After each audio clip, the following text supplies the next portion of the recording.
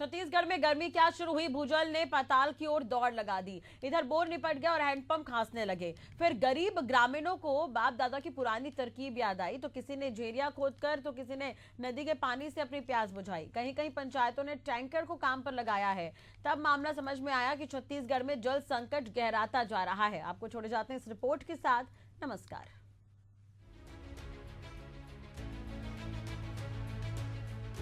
छत्तीसगढ़ की गर्मियों में जल संकट कोई नई बात नहीं है। हर साल यहाँ पर गर्मियों में पानी के लिए भीषण कष्ट भोगना पड़ता है।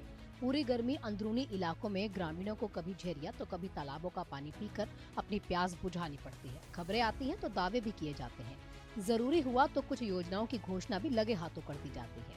समय बीतते ही योजनाएं दफ्तरों की अलमारियों में और जिम्मेदार एसी दफ्तरों में महंगी कुर्सियों पर आराम फरमाने लग जाती है। ऐसे में जल ही जीवन है, लेकिन ये सिर्फ नारा बनकर ना रह जाए, इसे जीवन में अपनाना भी जरूरी है। यानी जल स्रोत किस तरह से बढ़ाए जा सके, ये एक अहम विषय है, क्योंकि प्रदेश में तेजी से पाताल की ओर भागता पानी अपने साथ हो रहे भयंकर दोहन की कहानी को बताने के लिए अपने आप में काफी है। भू जल स्तर की गिरावट को लेकर सदन में पक्ष और विपक्ष के नेताओं ने दो हाथ कर लिए। ऐसा नहीं है कि प्रदेश में इस साल कम पानी बरसा है। हर साल छत्तीसगढ़ में सामान्य वर्षा 1266.9 मिलीमीटर से भी ज्यादा दर्ज की जाती है, लेकिन पानी का संचय करने की कोशिश होती ही नहीं। रेन वाटर हार्वेस्टिंग के भी यहाँ पर लंबे चौड़े दावे किए गए, मगर धरातल पर आने के पहले ही सरकारी फाइल्स में उनका अंतिम संस्कार कर दिया गया। नालों में बहाने वाले पानी को भी फिल्टर करके सिंचाई के लिए उपयोग में लाने की घोषणा हुई थी, जो आज तक धरातल पर नहीं दिखाई दी। सिवाय कुछ सरकारी खबरों के ऐसा नहीं है कि जल संकट सिर्फ गाँव में ही है। जंगलों के भी जल स्रोत जवाब दे चुके हैं। इसके कारण ही बड़ी तादाद में जंगली जानवर गांव की ओर भागते हैं, जहां पर कुत्ते उनका शिकार भी कर लेते हैं। हालत यह है कि राज्य के 166 विकास खंडों में से 5 विकास खंड गुरूर, धरसीवां, खरोरा, बेरला पर बनी हुई है। प्रदेश के अलग अलग जल स्रोत और जल संकट को लेकर गहरी चिंताएं व्यक्त करते हुए प्रदेश में जल आपूर्ति को लेकर नेताओं ने सदन में अपनी बात भी रखी। बता दें कि घर घर पानी पहुंचाने के लिए साई सरकार ने 4500 करोड़ रुपए का प्रावधान बजट में रखा हुआ है।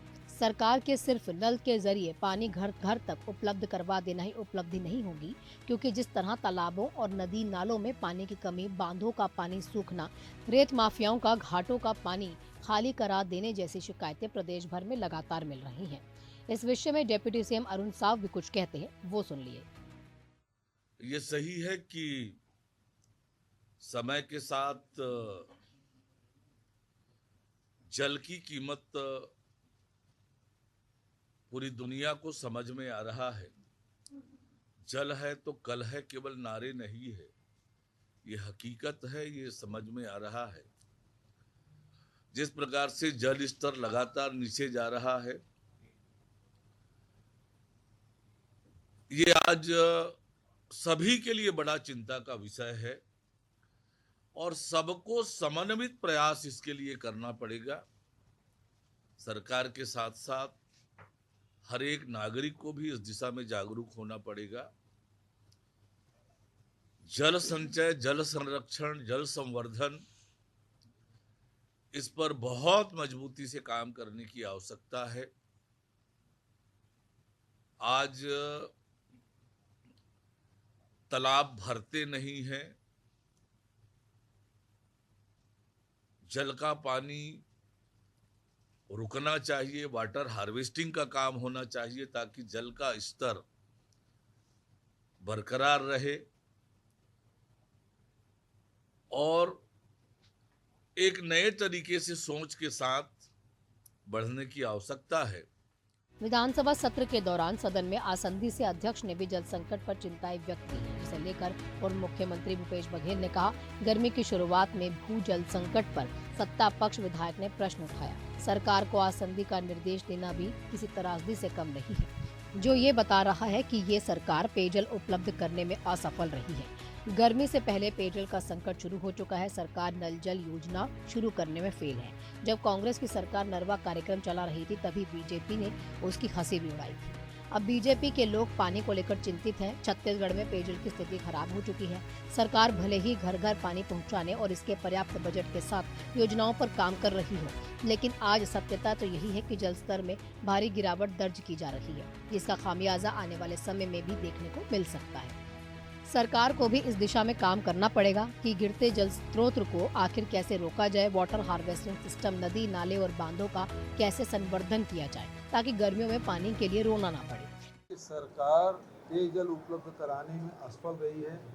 मैं पिछले दिनों भी अपने ही भाषण में, अभी कल ही मैंने भाषण में कहा कि गर्मी शुरू हुआ नहीं है, पेयजल की संकट सभी जगह मीडिया के माध्यम से आने शुरू हो गया, क्योंकि सरकार एक तो नल जल योजना प्रारंभ नहीं कर पाई है, पाइपलाइन बीच गए हैं, टंकी बन गई है, लेकिन पानी नहीं है।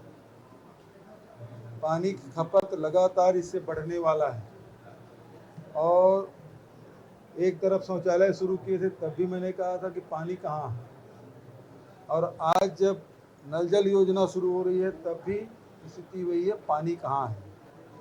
और जब हम लोग नरवा कार्यक्रम चला रहे थे जल पुनर्भरण के लिए, तो इसको हंसी उड़ा रहे थे, और आज खुद सब लोग, सत्ता पक्ष के लोग इससे चिंतित हैं कि पानी की समस्या। अगर कायदे से देखा जाए तो ये कोई नई बात नहीं है। ऐसा हर साल होता है। जब कहीं किसी को झरिया तो किसी को तालाब से पीने का पानी ले जाता हुआ देखा जाता है। तब कहीं जाकर प्रशासन की तंद्रा टूटती है, उसके बाद सरकार जागती है, अफसरशाही उस ओर भागते हैं।